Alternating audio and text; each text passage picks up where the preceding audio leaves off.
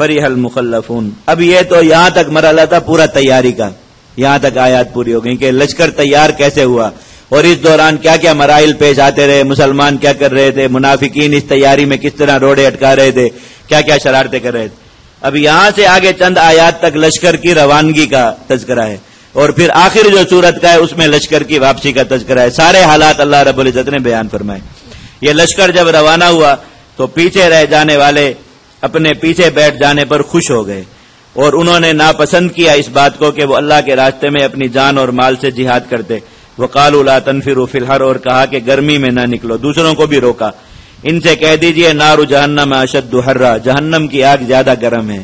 اگر تم دنیا کی اس گرمی میں نکلتے جہاد کے لیے، یہ تھوڑی سی گرمی برداشت کر لیتے، تھوڑا جسم گل جاتا، پسینہ آ جاتا، تکلیف ہوتی، پیاس لگتی، جہنم کی آگ بجھ جاتی تم پر، اور جنت کی نعمتیں لازم ہو جاتی، وہاں پر نہ پیاس، نہ پریشانی، نہ گرمی، کسی چیز کا سایہ بھی تم پر نہ پڑتا۔ اور جنہوں نے اپنے آپ کو گھروں میں بٹھا کر اس دنیا کی گرمی سے بچا لیا، انہیں بتا دیجئے کہ انہوں نے جہنم کی آگ اپنے لیے دہکا لی۔ اب دنیا کی گرمی سے 2-4 دن بچ کر ایک آدمی نے اپنے لیے جہنم کما لی تو اس نے کیا کمائی کر لی۔ اور میں اگر انہیں حقیقت سمجھ آئے تو اپنی اس بات پر خوش ہونے کی بجائے رویا کریں، لیکن یہ خوش ہوتے ہیں کہ ہم نے ایسی تعویل کر لی کہ اس کی وجہ سے اب جہاد رہا ہی نہیں۔ اللہ نے بتایا کہ جو لوگ جہاد کے بارے میں ایسی تعویلات کر رہے ہیں کہ مسلمان جہاد نہ کریں، انہیں بھی نہ کرنا پڑے، یہ لوگ اپنے لیے جہنم کی آگ دہکا رہے ہیں۔ اپنے آپ کو کتنا بھی دانشور سمجھ رہے ہوں، کتنا بھی عقل مند سمجھ رہے ہوں کہ ہم نے کیسے اللہ کے دین کا ایک حکم ہی پورا کا پورا بدل دیا، تو فرمایا کہ خوش ہو رہے ہیں بظاہر اپنی اس حالت پر کہ مال بھی مل رہا ہے، اس کے بدلے میں دنیا میں نام بھی مل رہا ہے، آسائشیں اور راحتیں بھی مل رہی ہیں، لیکن اگر حقیقت حال کا علم ہو تو خوش ہونے کی بجائے رویا کریں کہ جہنم کی آگ دہک رہی ہے۔ فَلْيَضْحَكُوا قَلِيلًا، چاہیے کہ تھوڑا ہنسیں، وَلْيَبْكُوا كَثِيرًا، زیادہ اس حالت پر رویا کریں۔ جزاء بما كانوا يكسبون، بدلہ ہوگا یہ سب کچھ ان کے اپنے ہی کیے گا۔ فَإِن رَجَعَكَ اللَّهُ إِلَىٰ طَائِفَةٍ مِّنْهُمْ، اللہ آپ کو اگر اس جماعت کی طرف واپس لے آئے جو پیچھے بیٹھ جانے پر خوش ہیں،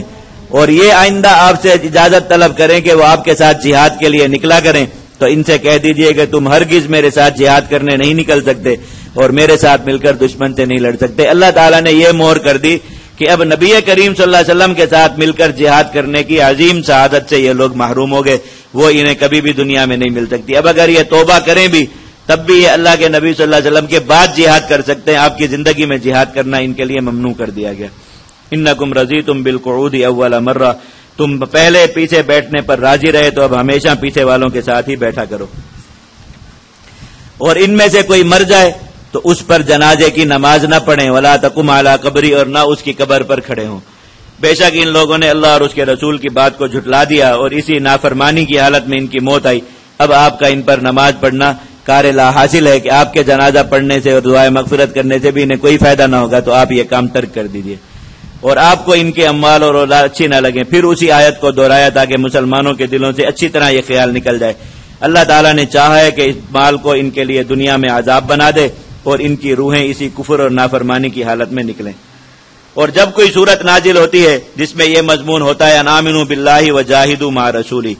اللہ پر ایمان لاؤ اور رسول کے ساتھ مل کر قتال کرو، استاذنک اولو الطول منہم، تو ان میں سے جو استطاعت والے لوگ ہیں وہ بھی آ کر رخصت مانگتے ہیں اور کہتے ہیں کہ ہم نہیں جا سکتے، مختلف بہانے کرتے ہیں۔ وقالوا ذرنا نکن مع القاعدین، اور کہتے ہیں کہ ہمیں چھوڑ دیجیے، ہم پیچھے والوں کے ساتھ یہیں بیٹھ رہے ہیں۔ رضوا بان یکونوا مع الخوالف، اس بات پر راضی ہو گئے کہ پیچھے رہ جانے والی عورتوں کے ساتھ بیٹھا کریں۔ وطبع علی قلوبہم، ان کے دلوں پر مہر کر دی گئی۔ فہم لا یفقہون، انہیں اس بات کی سمجھ ہی نہیں آ رہی کہ ان کے دلوں پر مہر کر دی گئی ہے۔ ان کے برعکس اللہ تعالیٰ نے فرمایا کہ جہاد کی جب بھی کوئی آیت نازل ہوتی ہے تو ان لوگوں کا طرز عمل یہی ہے کہ یہ اس میں تعویل کریں گے اور آ کر بہانے بازی کر کے جان چھڑائیں گے۔ اس کے مقابل رسول کا اور سچے ایمان والوں کا کیا عمل ہوتا ہے جب وہ اللہ کے حکم جہاد کو قرآن مجید سے سنتے ہیں؟ لیکن رسول والذین آمنوا معہ، اور وہ لوگ جو ان کے ساتھ ایمان لا چکے، جاہدوا باموالہم وانفسہم، انہوں نے اپنے اموال سے بھی اور اپنی جانوں سے بھی اللہ کے راستے میں قتال کیا اللہ کے اس حکم کو سن کر۔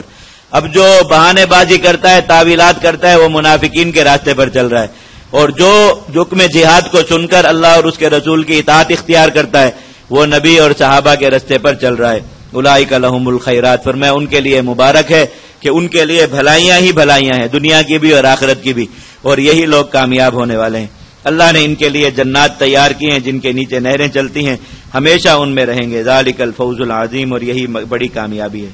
اب جو مسلمان رہ گئے تھے، یہ اعراب رہ گئے، ان کا حکم، اور جو مسلمان رہ گئے تھے ان کا حکم۔ دیہاتوں میں ارد گرد، یہ تو مدینہ کے منافقین کا ذکر تھا، جو ارد گرد کے دیہاتی علاقوں میں لوگ تھے، مسلمان ہو چکے تھے، ان کے پاس بھی پیغام بھیجا گیا کہ جہاد کے لیے آؤ اور نکلو۔ تو ان میں سے کچھ لوگوں نے آ کر ان منافقین کی طرح رخصت کی، طلب کی، بہانے بازی کی اور چلے گئے۔ کچھ لوگ جہاد میں نکلے، اور کچھ لوگ اتنے ڈیٹ تھے انہوں نے کوئی جواب ہی نہیں دیا اس بات کا،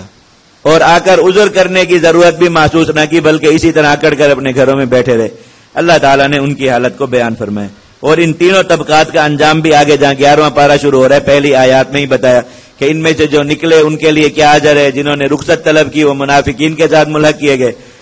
اور جو اپنے گھروں میں بیٹھے رہے اور کوئی جواب ہی نہیں دیا، اللہ تعالیٰ نے ان کے دلوں میں کفر اور نفاق کو پکا کر دیا۔ دیہاتیوں میں سے عذر بہانے کرنے والے لوگ آئے تاکہ ان کو بھی بیٹھنے کی اجازت دے دی جائے، اور کچھ لوگ جو اللہ اور اس کے رسول کو دل سے جھٹلانے والے تھے وہ اپنے گھروں میں ہی بیٹھے رہے، انہوں نے آ کر رخصت بھی طلب نہ کی۔ سیصیب الذین کفروا منہم عذاب علیم، ان میں سے جو لوگ جنہوں نے یہ کفر کیا ان کے لیے دردناک عذاب ہے۔ لیس علی الضعفاء، ہاں مسلمانوں میں سے جو لوگ ضعفاء ہیں، بوڑھے ہیں، ولا علی المرضى، اور نہ وہ لوگ جو مریض ہیں، ان پر کوئی گناہ نہیں نہ نکلنے کا، اور ان لوگوں پر کوئی گناہ نہیں ہے الذین لا یجدون ما ينفقون، جن کے پاس اتنا مال ہی نہیں تھا جسے خرچ کر کے وہ اپنے لیے سامان جہاد حاصل کر سکتے اور جہاد پر نکل سکتے، اس کے باوجود بھی وہ آئے اور انہوں نے نبی کریم صلی اللہ علیہ وسلم سے آ کر طلب کیا کہ آپ ہمیں مال دیجئے، سواریاں دیجئے تاکہ ہم جہاد پر جا سکیں۔ آپ نے انہیں واپس کر دیا کہ ہمارے پاس نہیں ہے، وہ روتے ہوئے اپنے گھروں کو چلے گئے۔ اللہ نے فرمایا ان کو پیچھے رکنے کا کوئی گناہ نہیں ہے۔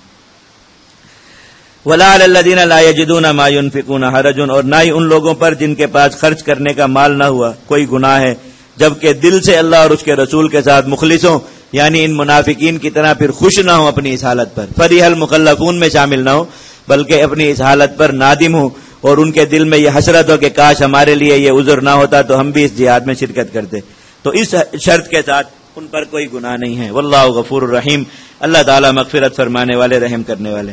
اور نہ ہی ان لوگوں پر کوئی گناہ ہے جو آپ کے پاس آئے تھے تاکہ آپ انہیں سواری دیں،